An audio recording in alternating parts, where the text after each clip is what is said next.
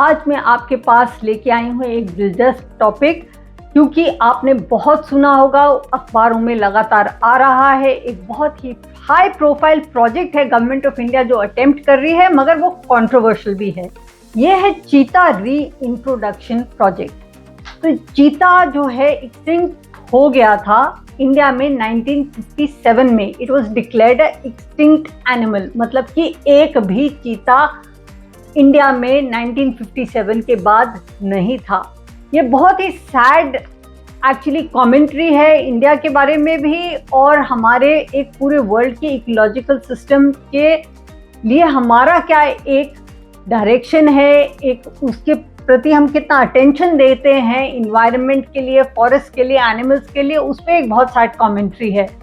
क्योंकि पहले जब राजा वगैरह का टाइम होता था और ब्रिटिश कॉलोनियल रूल भी था, तो ये बहुत ज़्यादा चीता, लेपर्ड, टाइगर, एलिफेंट्स की पॉपुलेशन कम हुई थी। और इसका कारण ये था कि एक तो नेचुरल कॉजेस थे, दूसरा ये था कि फॉरेस्ट कम होते जा रहे हैं लगातार धीरे धीरे, और तीसरा बड़ा कारण ये था, बहुत बड़ा कारण ये था कि जो राजा महाराजा रॉयल्टी थे, तो उन्होंने इसको एक गेम बना लिया था। Hunting was a game.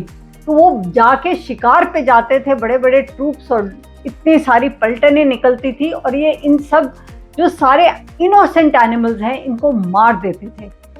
Literally I would say like they had blood on the hands. मगर अब ये सिचुएशन हो गई कि हमारे देश में इतने कम स्पीशीज हो गए इन सारे एपेक्स एनिमल्स के। एपेक्स एनिमल वो होते हैं जो top of the food chain होते हैं, जैसे कि टाइगर, लेपर्ड, चीता, ये फूड चेन के सबसे टॉप पे होते हैं, क्योंकि इनको कोई नहीं मारता। इनके नीचे जो सारे होते हैं वो एक सेमी जो होते हैं सेकेंडरी, जो कार्निवोरस होते हैं, उसके बाद जो होते हैं हर्बीवोरस होते हैं एनिमल्स, जो घास वगैरह खाते हैं। उसके ऊपर फॉक्स, वुल्फ, इस तरह के होते हैं जो दूसरे के शिकार को खाते हैं, और एपेक्स एनिमल वो होता है जो खुद शिकार करता है और उसका शिकार कोई नहीं करता। तो ये एपेक्स एनिमल्स की हमारे यहाँ पे पॉपुलेशन काफ़ी कम हो गई थी। तो मोदी जी की जो गवर्नमेंट है उसने एक बहुत अच्छा विचार ये किया कि अब दोबारा चीता को रीइंट्रोड्यूस किया जाए। हालांकि विचार बहुत अच्छा था, शायद प्रोजेक्ट हैंडलिंग एकदम सही नहीं हुई है, ऐसा कम से कम आसार है। क्योंकि जब एपेक्स एनिमल को रीइंट्रोड्यूस करना होता है तब उसके लिए प्रॉपर हैबिटेट होना चाहिए, प्रॉपर डाइट होनी चाहिए, उसको अडेप्ट वो करे नए इन्वायरमेंट को, उसकी तमाम सारी जो होती है इकोलॉजिकल रिक्वायरमेंट्स वो हम लोगों को पूरी करनी बहुत ज़रूरी थी। हमने की कि नहीं, उसको हम देखेंगे इस वीडियो में। पहली बात तो ये कि एनिमल्स आए कहाँ से। 8 एनिमल्स जो हैं, 8 चीता, ये आए थे नामीबिया से, जो अफ्रीकन एक कंट्री है, और 12 और जो हैं चीता आए साउथ अफ्रीका से। इनको रीइंट्रोड्यूस किया गया था। इनफैक्ट जो पहला बैच आया था वो मोदी जी के बर्थडे पे रीइंट्रोड्यूस किया था। बहुत फैनफेयर हुई थी कि चीता वापस इंडिया में आया, और हमारा प्लान ये था कि उनको रिहैबिलिटेट इतनी अच्छी तरह जंगलों में कर दें कि आगे वो फिर मेट करके आगे उनके बच्चे हों, और ऐसे करके इनकी पॉपुलेशन धीरे धीरे बढ़ने लग जाए। ये इंटेंशन और आइडिया था इस प्रोजेक्ट का। अब हम नेक्स्ट पॉइंट पे चलते हैं कि इसका हुआ क्या। हुआ ये कि हालांकि कुछ मोर्टालिटी की पहले भी संभावना थी, मगर फिर भी कुछ ज़्यादा मोर्टालिटी है। 3 तो चीता जो बड़े एडल्ट आए थे उनकी मृत्यु हो गई। एक तो मेटिंग इंसिडेंट में कोई कहता है, एक बोलते स्नेक बाइट हो गई इसलिए मर गया चीता। एक को पहले से साशा करके थी कि शायद एलिंग थी, पहले से किडनी का प्रॉब्लम था, उसके लिए पहले भी अलर्ट दिया गया था कि क्या उसको लाना चाहिए, क्योंकि वो पहले ही थोड़ी बीमार थी शायद, तो वो भी मर गई थी। तो 3 तो हमारे चीता इस तरह से मर गए। उसके अलावा एक चीता ने 4 कब्स का लिटर दिया था, जो बहुत खुशी की बात थी कि 4 छोटे बच्चे हुए हैं।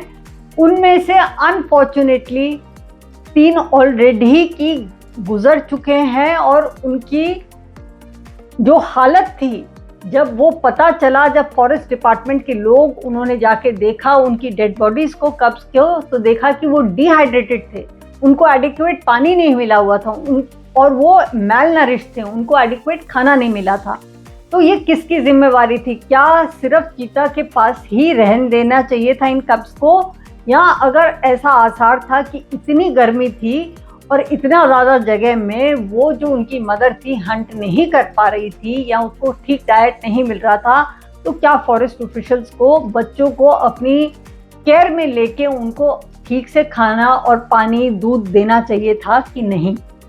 ये भी एक क्वेश्चन मार्क है। मगर जब डिस्कवर हुए तब एटलीस्ट 4 में से 3 बच्चों की डेथ हो गई। ये बहुत ही अनफॉर्चुनेट और दुखद घटना हुई है हमारे प्रोजेक्ट के साथ कि इतने सारे चीता की मॉर्टेलिटी लेवल इतना हाई है। तो ये किस कारण से है, इसके हम कुछ रीजंस को इन्वेस्टिगेट करेंगे।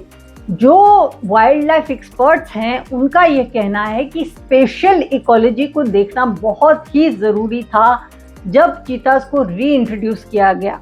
चीता इस तरह का है जो सेमी एरिड एरियाज में रहता है, मगर उसको बहुत वास्ट स्पेसेस चाहिए। वो हज़ारों मील चलता है अपनी लाइफ में, हज़ारों मील।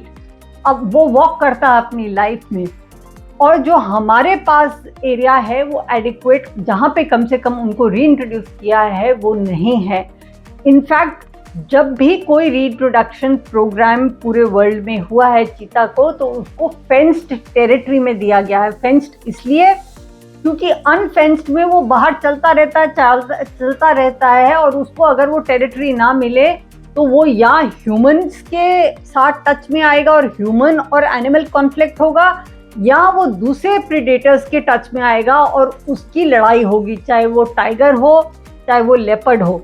अगर वो टाइगर या लेपर्ड की टेरिटरी में घुस गया तो फिर इनके बीच में भी लड़ाई होने की बहुत संभावना है, क्योंकि ये लोग अपनी टेरिटरी इस्टेब्लिश करते हैं कि ये इलाका मेरा है और यहाँ पे जो भी खाना है या जो भी एनिमल है वो मेरा डाइट है या फूड है।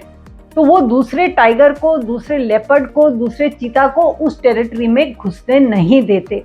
तो हमारी एक गलती शायद ये है कि हमने उसको, जो चीतास को इंट्रोड्यूस किया है, उनको फेंस टेरिटरी में ना करके अनफेंस टेरिटरी में किया है, जो पहली बार शायद हुआ है, क्योंकि आज तक हमेशा फेंस टेरिटरी में रखा गया कि एक लिमिट के बाद वो बाहर ना जाए। इनफैक्ट एक चीता ऐसा है जो 2 बार बाहर जा चुका है और उसको एक्चुअली डांट करना पड़ा, उसको बेहोश करके लाना पड़ा, जो कि उसकी हेल्थ के लिए अच्छा नहीं है।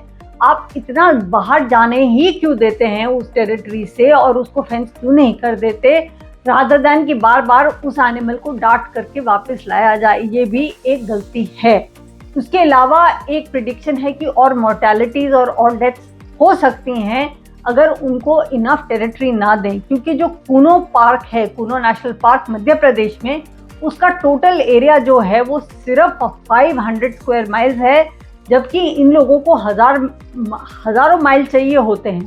तो ये भी एक कारण है कि मध्य प्रदेश की जो फॉरेस्ट डिपार्टमेंट है उसने गवर्नमेंट से अपील की है कि इन चीतास को कहीं और रिहैबिलिटेट किया जाए। इतने सारे चीता को कंटेन करने के लिए Kuno national park is not sufficient. इतनी टेरिटरी नहीं है कि इतने सारे प्रेडेटर्स इकट्ठे रह पाएं। कुछ यहाँ पे रह जाएं, कुछ और को कहीं और ट्रांसलोकेट किया जाए जहाँ पे उनको इनफ टेरिटरी मिले और इनफ फूड मिले।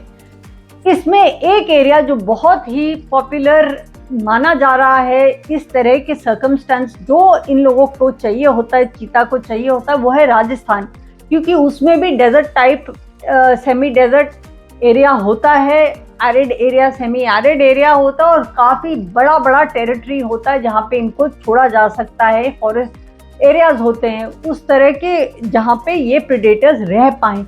जिस तरह की ग्लोबल रिजर्व्स टाइगर के बहुत ही सक्सेसफुली रन किए गए हैं राजस्थान में, उसी तरह चीता का भी कहा जा रहा है कि उनको भी वहाँ पे शिफ्ट किया जाए। सुप्रीम कोर्ट तक ने कहा है कि हमारी चीता प्रोजेक्ट की हैंडलिंग ठीक नहीं रही है और हम लोगों को अच्छे से इसको, we should rise above politics, क्योंकि राजस्थान में ऑपोजिशन गवर्नमेंट है, तो कहा जा रहा है कि गवर्नमेंट थोड़ी रिलक्टेंट है कि चीतास को इतने ज़्यादा ट्रॉफी प्रोजेक्ट जिसे कहा जाए उसको राजस्थान में हम शिफ्ट करके सारा लाइमलाइट हम राजस्थान में शिफ्ट कर दें, क्योंकि वहाँ पे ऑपोजिशन पार्टी मतलब कांग्रेस का रूल है। तो सुप्रीम कोर्ट ने कहा please rise above politics, this is about animals. तो ये एक अपील की है और ज़रूर ये अपील जो है लोगों तक पहुंचनी चाहिए, सरकार तक पहुंचनी चाहिए, क्योंकि चीता को बचाना बहुत ही इम्पोर्टेंट है।